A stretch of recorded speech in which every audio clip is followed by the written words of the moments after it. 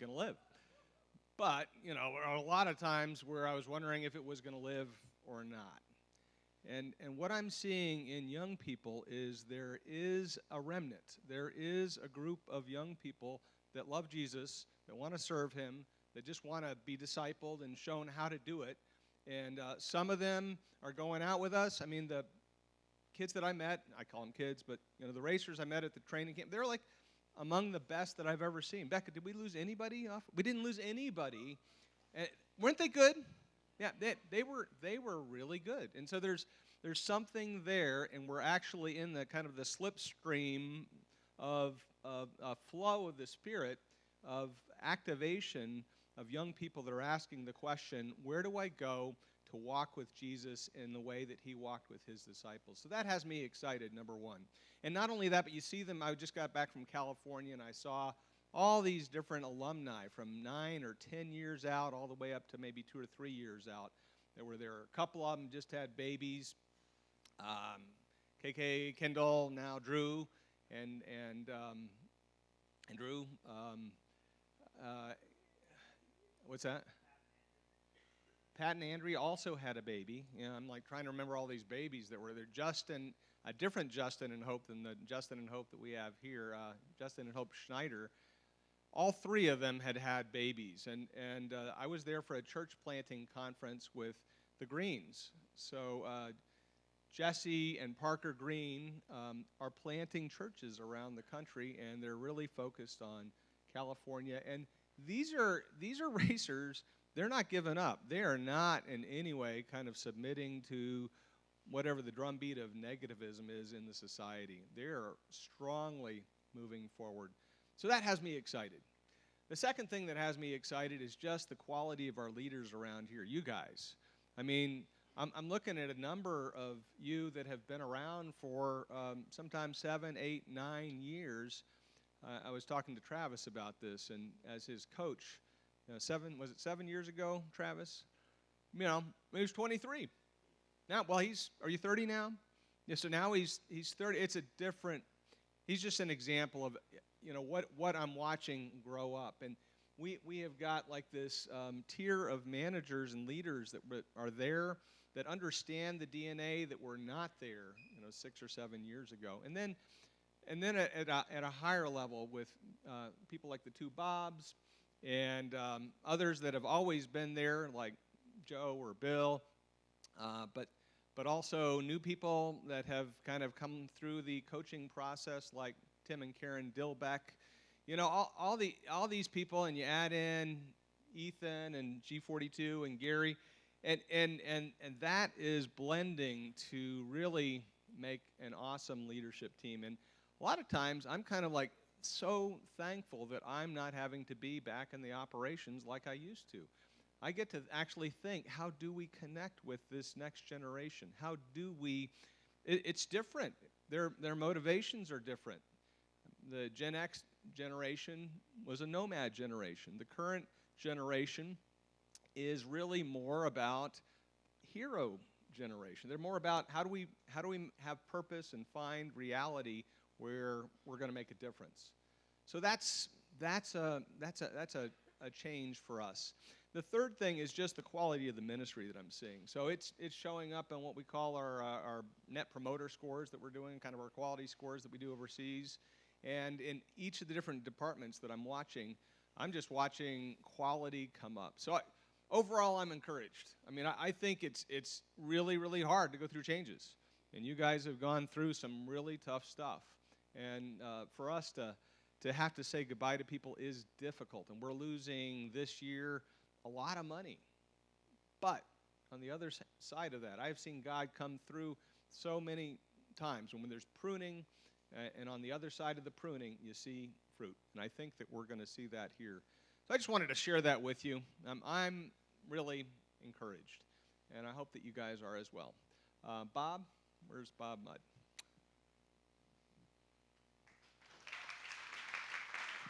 Thanks, Seth. You know, I'm usually the guy that gives the financial reports and the strategy and stuff, and I'm not going to do that. I'm doing a lot of things differently than I used to. I'm learning along the way. But This is the first chance that I've had to talk to you guys, kind of as us as a community, since we went through the significant changes about 6 weeks ago. And we thought about doing a gathering at that point, but didn't feel like the timing was right. And so I've got a couple of things that I just want to thank you guys for. One, I want to thank you for the way that you have and continue to come around the people that were impacted by it. That was big, and I got to see it happen, and I was hopeful that it would happen, and it's happened in spades, almost without exception. I want to thank you guys for being flexible even in your own roles, to pick up new things, to go through changes that we might not even have fully defined. And, you know, people had a lot of discussions after that happened. You work for imperfect leaders, of which I am one of those imperfect leaders. And so we tried to do that transition the best that we could. And I look back on it, and I can see things that we might do differently. But in all of that, I am encouraged. Seth mentioned some of it. This last training camp, no one quit, and no one was sent home. I think it's our second or third training camp out of the last 4 where that was the case. That's remarkable. And that happens from where we start in articulating what the Lord has in store for us, all the way through how we steward people, how we tell the story of the programs, and ultimately, we pray that it will have an implication down the road. Seth talked about our quality, and our quality is up. There's just no benchmark that we can look at and say that it's not up, and that is good. That's an encouragement to you guys. But one of the things that you're going to see us shifting is how we look at quality. I mean, ultimately, our heart is to see God's kingdom established. The manner in which we do that is one person at a time, preparing, equipping, encouraging, and exhorting, and releasing, and loving. And somewhere 3 and 4 and 5 years down the road, you can look back and say, is the manner in which we engage with them one that helped them fly as a disciple of Jesus, or do we need to change things? So what you're going to see us measuring, working with Reed, working with others, and Ethan, we're going to start looking at short-term participants, at ambassador participants, at semesters participants, at CGA participants, at World Race and Gap Year participants. How do we continue to encourage, exhort, and resource them 2, 3, 4, and 5 years down the road so we can see God's kingdom being established by us coming alongside His plans? We've been so focused on some things in our alumni that might not be going right, and we've tried to very transparently and directly address those, own the things that we needed to own. We're kind of shifting gears now, right, Reed, after our final email last night, and we're going to start talking about an agenda of coming alongside where God's working and trying to encourage people into that space. And that's where we're heading. In terms of the strategy, so in terms of the finances for us, I don't need to tell you a new story.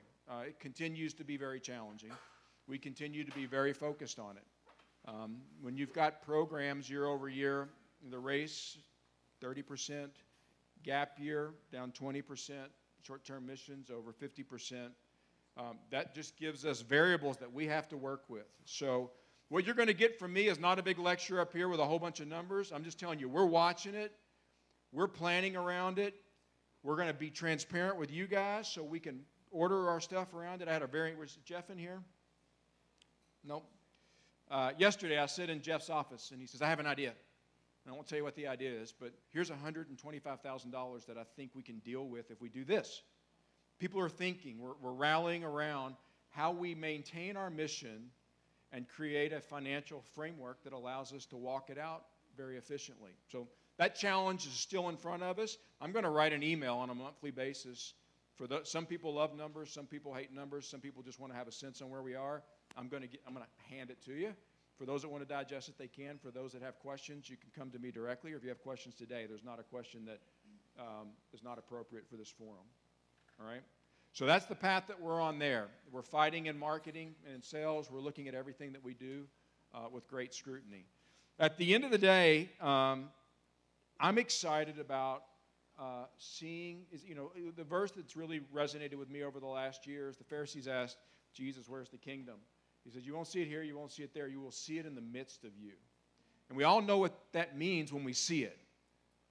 And if you look at what we feel like God's leading us to do, and if you were to take that verse and just apply it to our strategic objectives, I'm really hopeful that you're going to see a perfectly aligned link between those activities and our heart to equip young people and to push them out into the world in a way that allow His kingdom to be established, because we have some ground to take.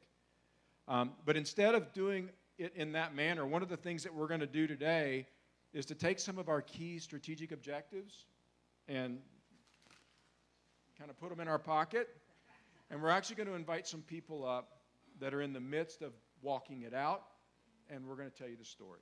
Because God's moving. Sometimes we get caught up in the mechanics and the business of our business, and we can lose focus on what He's doing as a function of what we do here every day. And our heart for today is a celebration of sorts that allow us to tell the story of what this ministry is doing related to what He's called us to do. So I'm going to start with Andrew and Nick. Come on up. How many of you know Andrew Chambers? I have to unwad that because my questions are on that.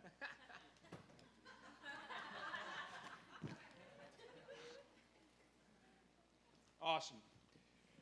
Andrew and I have a long-standing relationship. It's been a zigzagging road, and I love this guy in so many ways. We've gotten to journey life together, and I am so encouraged by watching Andrew get things in the Spirit, not know what to do with them, but fight like mad to go pursue it. And I'll journey with that every day of the week. So I'm real grateful for you and the role that you have in my life. Let's start here. What's going on in North Carolina? And so Andrew went on the race, came back here, worked in logistics for a season, went out and squad led for a season, jumped over to G42, had a bit of a transformational experience there, and ultimately was looking at Acts 2 and says, what's that look like in my life? So what's going on in North Carolina? Yeah, so when I left G42, I was really asking the Lord, like, okay, I can get a job anywhere. I can do most things. I can figure that out. But I really caught a vision for what does it look like to live and love like Jesus in the context of real life, like in the context of the marketplace. So I'd been a part of missions and programs for like 5 or 6 years, and I love those things. Love the world race, love what we did, but it was like, what does it look like to actually get back into the quote-unquote real world and still follow Jesus? And so was invited to come to Asheville, and in that space, David Fredericks from Spain in G42 said, these are people that are attached to the local church, and they're trying to follow Jesus in a community together and as a family together in real life. And I was like, well, let's check it out, make sure they're not weird, and then if they're not, and then I'll come. And so I went, and they were weird, and I ended up deciding to move to Asheville and plant to Asheville. But the reason that I did that, because everyone talked about family so much, and not family as in like we're blood, but family as in we do kingdom life around the table together, and we invite other people into that. And we build family and make disciples. That's what they kept telling me.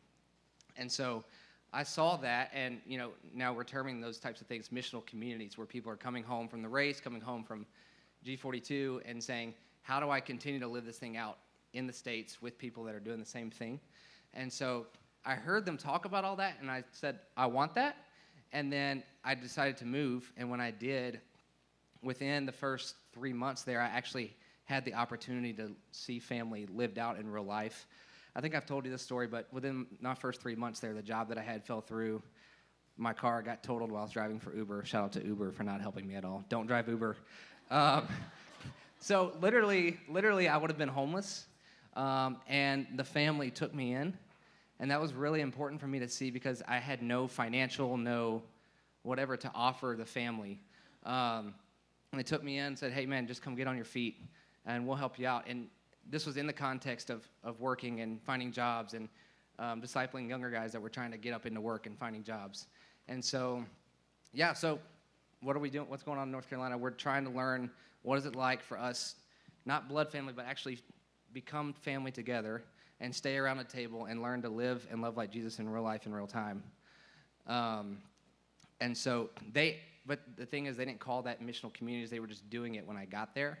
And so Nick is the pastor of our community in Asheville, and they were doing this and fighting for this years before I got there. So I'd love if y'all can go ahead and share a little bit of vision. So Nick, we read Acts 2, and we see biblical community start to play itself out, and you've got a path that you've traveled. The word you used was deconstruction when we talked earlier.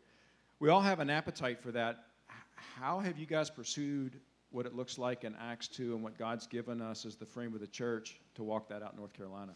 That's a great question. We had to go through a season of pruning and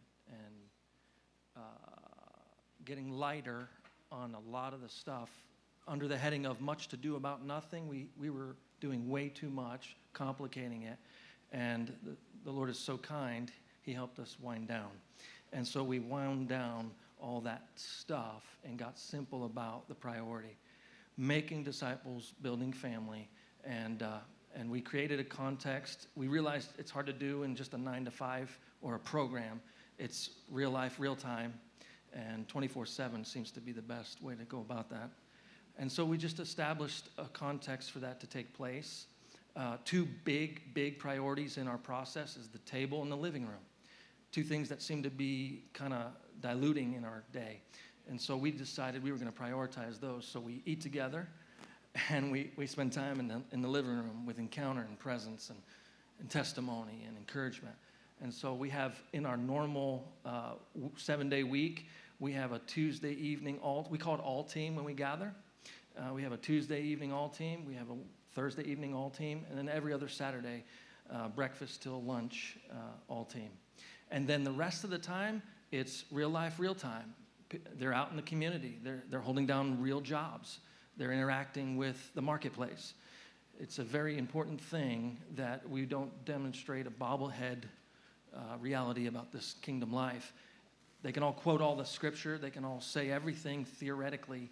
But when employers are going, hey, where's your guy, man? He hadn't even showed up. That afflicts me in a major way. And so the testimony and influence in our community has skyrocketed because the character of the kingdom is being walked out in their Monday through Friday stuff. So that's really good. So it says, you won't see it here, you won't see it there, you'll see it in the midst of you. How have you guys seen the kingdom of God manifest as a function of the faithfulness with your church? Well, so our whole thing is we are the church. And there's a difference about being who you are or just doing something. You don't clock in and clock out. This is who we are. We are the church. And I realized a while back that I didn't have to go all to these crusades and campaigns and conferences to buy the new strategy to be the church or to build the church. Jesus said, I will build my church. And it's on awakening. And so we've watched that when they come alive to the idea, as he is, so am I in this life. You want to talk about seeing the kingdom manifest? When that person is a giant inside, it's a resting confidence. They're not out trying to prove themselves. They just are. And it's the kingdom interacting in the marketplace that's creating such influence and such welcome. And it's now, so not only is it our Monday through Friday discipleship stuff, but also the local church body, the broader family, and that family on Sundays and on midweek service or gatherings, and this discipleship gatherings throughout the Monday through Friday, that is now, there's no divide between the two. We run in stride. Everybody from VIPs who've been serving the Lord for decades all the way to the new believer. And they're living the kingdom, walking it out, leaning in on each other, encouraging one another. And I think we've really started to understand how to see that in the day-to-day, like mundane stuff, and not having to go out and do some kind of like ministry or crusade to actually see it. So like, for example, my fiance, I'm getting married in 3 weeks. So my fiance was at the coin laundry like 4 or 5 months ago, and she was just in there doing her laundry, and this lady walks up and goes, do you know Jesus? And she was like, yeah, why? And she was like, I just escaped from a Buddhist cult, and I felt like the Lord was telling me to come talk to you, because like, and sick. So like, she's been coming to church, and so just like, but it was just like being at the coin laundry in the community. Like me and Isaiah, one of the guys, were at Pizza Hut just talking about what the Lord was doing in our lives, and the lady behind us literally came and sat at our table and just started like talking about Jesus, and like, I don't know. It's not necessarily like sexy, but like we can just see him moving and walking in the day to day, which I'm thrilled with. So what was the purpose of this being one of our opening stories? You know, our heart is to see God's kingdom established. And we often talk about a 3-year journey here. That's not a perfect formula, but it is a time frame that Jesus used to walk with his disciples. Our heart is to walk that out. But in years past, we never really got beyond that season of what it means to walk in expectation. And we're walking with expectation now. The framework of G42 has become completely formed around equipping people to live in and lead in missional communities. And so this is an example of the fruit of that starting to happen. We can put our finger on another half dozen to a dozen locations with a lot of prospect coming out of this most recent class, which will really be the second class where that has been the focus. And so we're working together towards that end. Ethan is a person that I introduced to you guys at the last quarterly, and will continue to lead in that area. So guys, thanks so much for coming, and we really appreciate it. Next person I want to introduce is Joe Lynch. There you go, Joe. Hey, I have the privilege of introducing to you one of our top volunteers in parent ministry. This is Jackie Turner. And she helps us at launches, and she did her first PVT with her daughter, who was on the race in 2016. And she has just come back in the last few weeks from her 4th PVT to Romania. So she's going to tell you her story. She's from Johnson City, Tennessee. Hello. My name's Jackie Turner, and I have to share a superpower, right? I want Daniel's accent. That's my superpower. I want to be able to speak like you. So, anyway, I'm from Johnson City, Tennessee. I'm a parent volunteer. Have 6 children, ages 26 to 17. My youngest just graduated from high school, so I get to celebrate and be an empty nester really, really soon. There are no tears involved in this at all.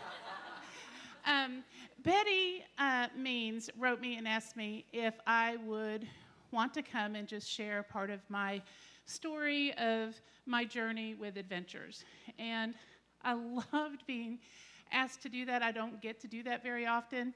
I get to share my story on PVTs with parents, but I don't really get to do that outside of that scope. And I love Adventures. So I'm going to take you back before I had a racer in Adventures.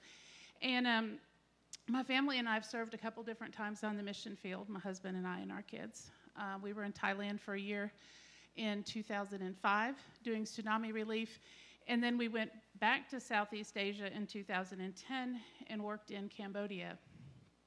In 2011, we kind of switched gears in Cambodia and ended up working for an organization called Transform Asia. And we were sent to a place called Kampong Chhnang, where we were setting up, I know some of you have been there, where we were setting up ministry at a new development center, just creating vocational rehab programs for these women that had been rescued from the sex trade. We were moving into our house, got a phone call from the people in Transform Asia who were in Phnom Penh, and they said, hey, we have a missions team coming that are going to stay with you for the month. And I went, wow, I don't know what we're doing. So it really kind of was like, okay, I don't really know too much about this. They came by bus, came off with all their backpacks. They were world racers. Welcome to the world race. 3 days later, my mom passed away, and it leveled me. It just did. It was a really extremely rough time, and I turned to a group of racers, and I just sat in my living room, and I said, I don't know what to tell you. I don't know what to tell you to do. I don't know. I can't do. I just couldn't do. But they did. And that World Race team set up the language school at the New Development Center. They set up all of the English classes. They were IT. There were a couple guys there that were phenomenal. They got all of the computers working, up and running, and programs downloaded on there where they could learn their typing. They got the craft thing set up so that they could get their jewelry baking, so that when I came back into the picture at the end of their month, it was done. I didn't have to do anything. I just walked in and it was all up and running, and they were such a blessing to me. And so that was in 2011. So in 2015, when my oldest daughter, who was not there when all of this happened because she was in college, came to me and said, hey, I want to do this thing called the World Race. You've probably never, no, I know this one. I know the race. So that was a no-brainer to me to support her when she started her race in 2015. So then in 2016 was her PVT. So I got to go to Chiang Mai. Got to go to Chiang Mai. And just fell in love with the parent aspect of adventures. I'd go out early in the morning and sit in the little area where we eat at the Rock Thai, and moms would come out and we would just talk heart to heart. It was in Chiang Mai on that little patio area that I got to pray the prayer of salvation with one of the moms. It meant everything to me. I was like, man, these parents, they need more. So I came back home, talked to Betty. I was like, what can I do? And that's when I started getting involved as a volunteer and coming to launch and getting involved in PVTs. And I think it's really interesting, the focus on quality. Because I think that PVT is just a piece of the quality puzzle. Because you all kind of have this down with the racers, with coaches and mentors and everything along the way. And launch is fantastic. But as a parent who's been to launch, it can kind of almost also be an emotional blur. You kind of retain some of it and then don't even remember that other parts of it ever happened. PVT is such an awesome opportunity for everybody. For the racer, it's that third quarter, end of the third quarter, beginning of the fourth quarter, talk from the coach, you guys can win this, you can get it done, let's finish well. I've never had a racer say that that's not been an important week for them. For parents, it's a phenomenal opportunity for them to get involved, but not just, hey, we got to go and got to minister with our kid for a little while or a week, or we did this, but just a real opportunity to know more about the vision of Adventures as an organization. I left my phone on the table. I was going to pull up. I got a message just a couple weeks ago from one of the parents. Oh, thank you, because I don't have a memory.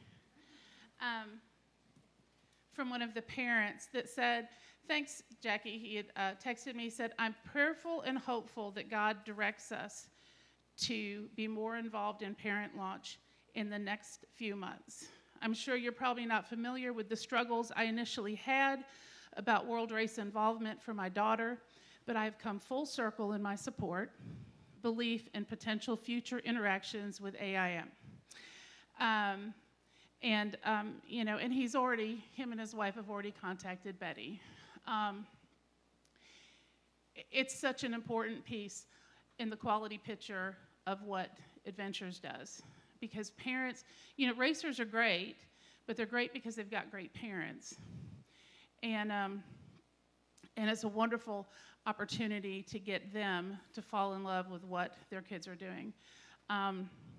The other thing that I really love about PVT is being able to take part in that coaching of the parents on racers coming home.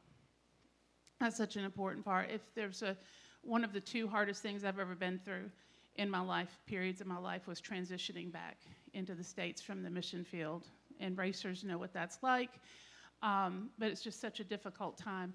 So being able to have that time pretty close at hand, 3 months away, to be able to coach and counsel parents, hey, your racer's coming home, this is what it's going to be like, is fantastic. And I think that it helps the whole transitioning period at the end.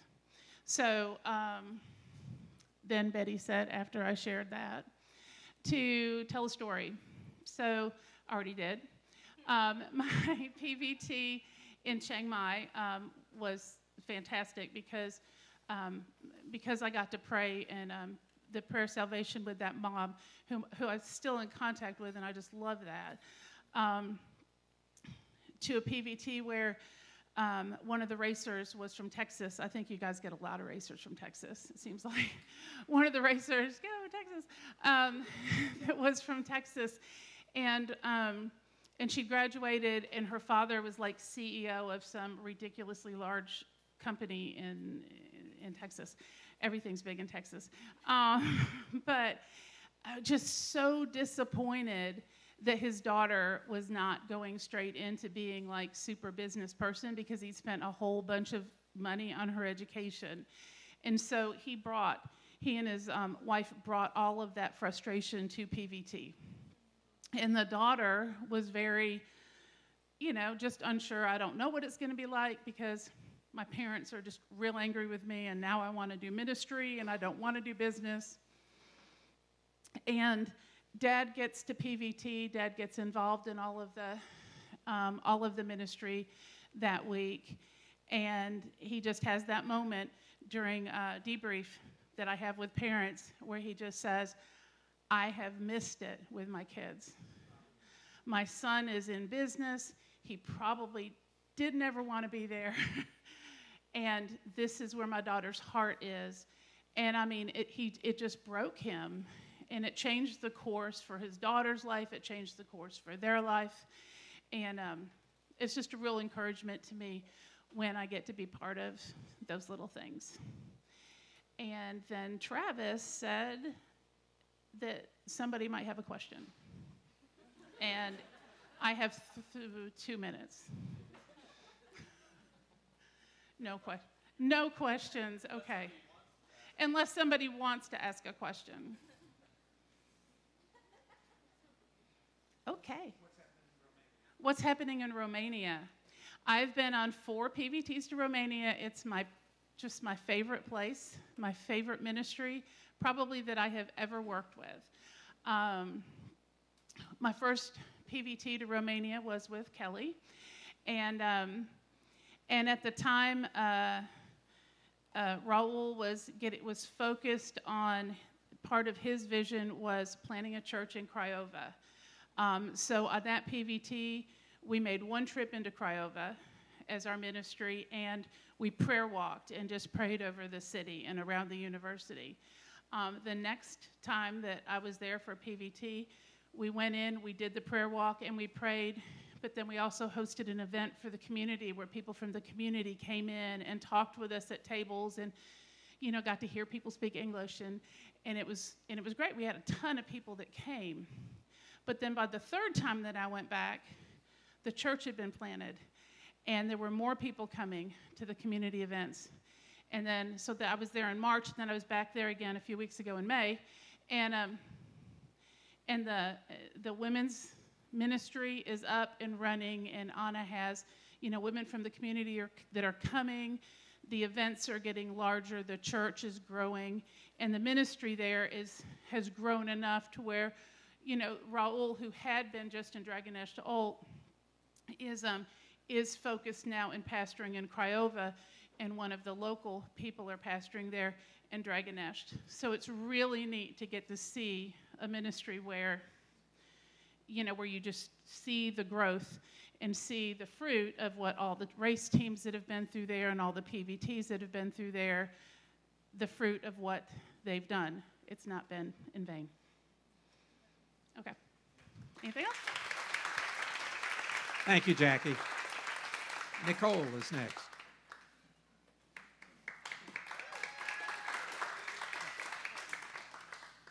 Hi, guys. I'm excited to share a couple new things that are coming down the pipeline with the ministry. So obviously we have a huge value on innovation, and it's been really fun to see in the midst of numbers shrinking, what are we going to do to try to re-understand, like, what does this generation need and how can we meet them in the midst of it? So obviously Global U is a huge win. Seth, I just want to give a shout out for that too. It's really fun that we're sending 22 Global U, what are we calling them? Students out to the field. But there's two other things. Sometimes innovation we think of like as this big new thing, but there's a couple new side programs, I guess you could say, or new innovations on top of our current programs that are coming down the pipeline that is a really exciting thing. So the first one is with World Race Semesters. So Semesters is the one program that is continually growing right now, so that's exciting. Yay, Semesters. We're realizing with this generation, there's two things that we see a lot of times with Semesters participants. Some of them are still in that like unknown, not sure what's going on, maybe this will be a good idea, maybe this is a place to find my calling. And then we have some that are like, no, I know exactly what I want to do. I want to graduate. I've got this amount of time before I go into the next thing. What does it look like to plug in and actually make a difference or grow in the skill set or be able to tap into some kind of ministry that can help propel me into the thing that God has for me? And so we're seeing that more and more. And so one thing that came up with a few 3-month semesters participants that we started hearing is a lot of them have more than 3 months to offer, but not quite enough for a year between grad school or between other opportunities. So we're actually, just today, we started announcing the 6-month semester that's going to launch in January 2020. So we're super excited about that. We're hoping that that'll catch some people that are between those opportunities. And we also know as a ministry, the more time we have with people, the more that we see a transformational opportunity in their life. And so we thought, let's see if we can meet in the middle with some of those people that have more time to offer. So we're really excited about that. You can share that if you want. It's on all the social media channels now. So that's coming down the pipeline. Just to kick that off, we wanted to share a testimonial video from one of our recent 3-month semester racers that came off the field a little while ago now, but I don't think we've publicly shown this video. So let's go ahead and roll that. Hello, my name is Aaron Nygaard and I'm from Fort Myers, Florida, and the past 3 months has totally transformed my life. My time in Nepal was awesome. I love the people, I love the food, I love the culture. I believe I was most nervous about stepping into a new community, but it was really an awesome opportunity for me to get to pour into them. And apart from that, it was a really awesome opportunity for me to learn from them as well. And it was so cool to see not only my own personal growth, but my team's personal growth. So the Lord has taught me so much in the past 3 months, but specifically one of the areas I've grown in most is my boldness. In the past 3 months, I've had the opportunity to speak with strangers, share the gospel with strangers, and just love on people that aren't always seen. And I think over the past 3 months, the Lord has really just taught me to bring that home. Whether it's the person that checks me into my hotel or someone at the fast food drive-through window or when I stop at a gas station or whatever it might be, the people that are often unseen, the Lord wants me to step into loving them boldly and loving them well. This trip totally changed my perspective on God's love, and He just showed me how we are called to love all people in every nation and bring that love to every nation.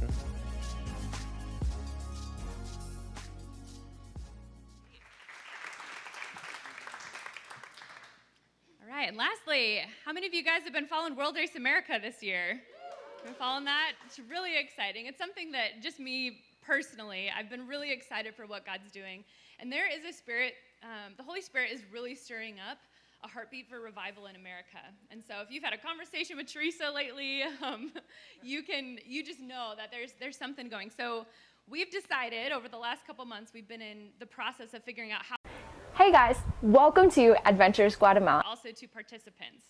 So have to give a shout out, our finance team and admissions. We're figuring out how do we pull this into the fold of the World Race in general and invite more people into tapping into what God's doing in America. So high five to all of you guys if you've been a part of that. And we are going to open that on the website on July 2nd, hopefully in time to to ride the freedom train of 4th of July. So we're really excited about what God's doing. So we're still working out some details, but you can be looking for that coming in soon. So do you guys have any questions about that? Awesome. Okay. Well, I will introduce then the video. So we are, I don't know if you guys have seen it. Guatemala has a new video just kind of casting vision for what they're doing. It's almost like their own promo video for the base. So we're going to go ahead and roll that next. Hey guys, welcome to Adventures Guatemala. My name is Angela. I'm one of the staff members here. And on behalf of our entire staff, we just want to say we are so excited to have you guys come here and serve alongside of us. Here at Adventures Guatemala, our ministry is broken down into 3 parts: serve, disciple, send. So let's go ahead and take a minute and see what that means. Here at Adventures Guatemala, we love to serve our community in a number of different ways. One of these ways is through the installation of fuel-efficient stoves. Here in Guatemala, the second leading cause of death is from inhaling smoke day after day from an open flame inside the home. But with the installation of a fuel-efficient stove, families are healthier and use 80% less wood than they normally do.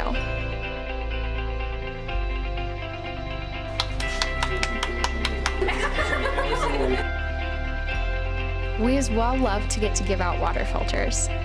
Water here in Guatemala is filled with parasites and bacteria that makes people sick on a daily basis.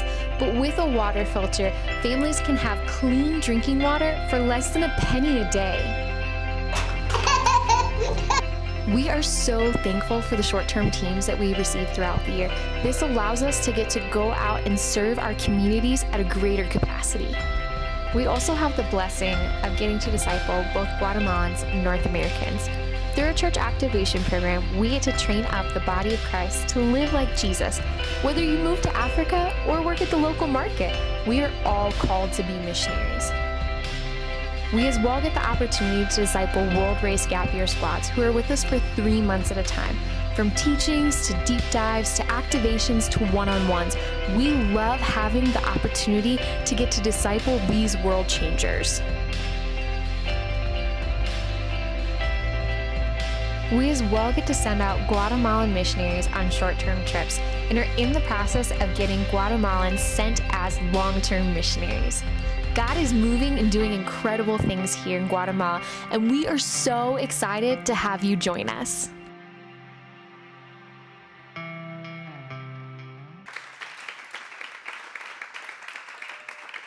All right, calling Travis back up to talk about the BCWI.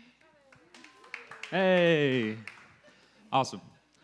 Gosh, I was on a phone call with Ethan the other day, and we just started dreaming up what it looks like for Kingdom just to start exploding everywhere, through our network, through people that we just come in contact with, and that all happening around the table, like what's happening with Nick and Andrew.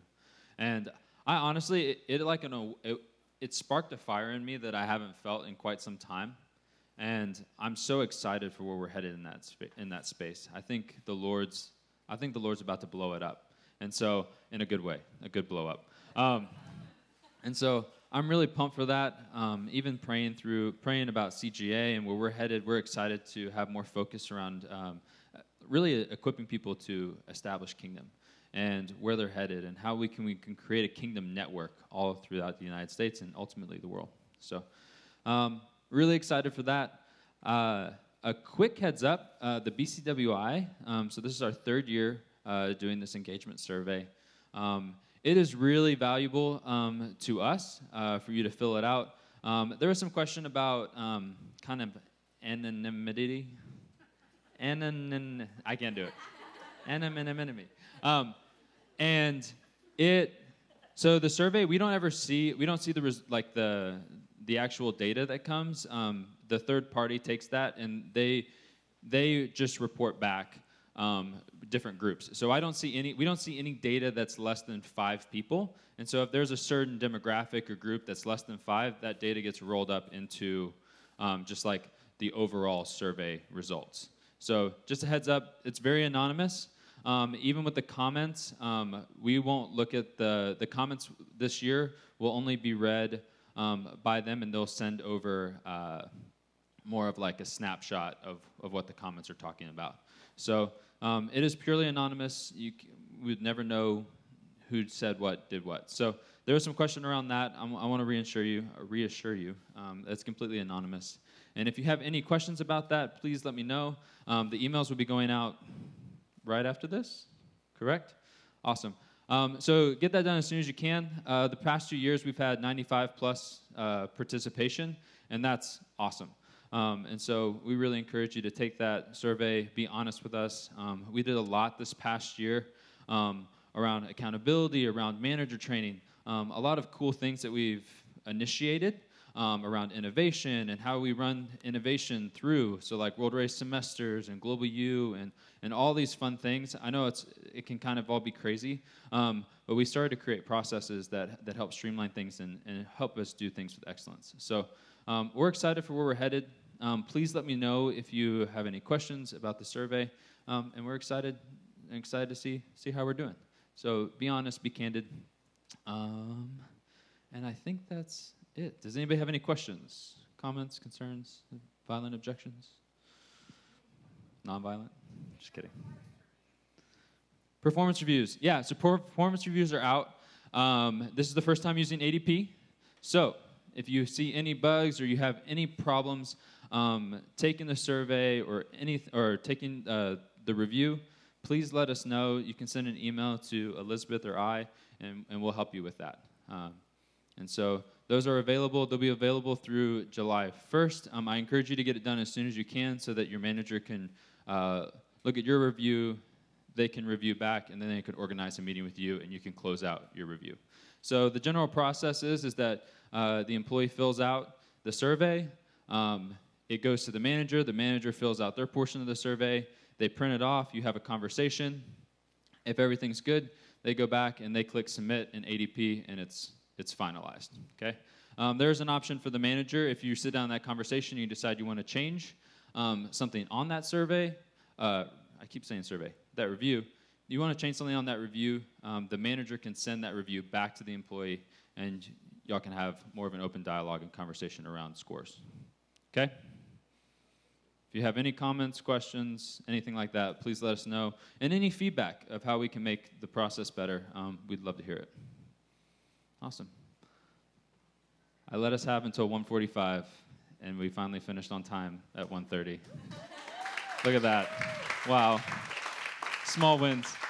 All right, cool. Thank y'all so much. I hope you have a great day, and I'll pray us out. Awesome. Father, I thank you for this day.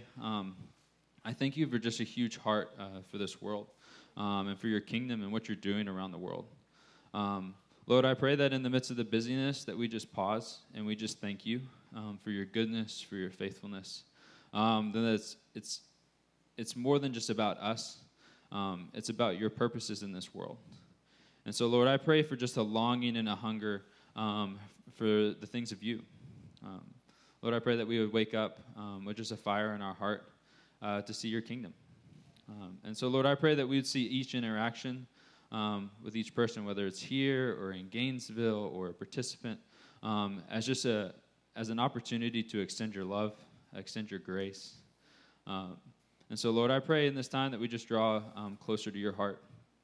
Lord, I pray that you would give us vision. Lord, I pray that you would give us an excitement and a longing because heaven's at hand. And so, Lord, I pray that we would long for that in the most beautiful way.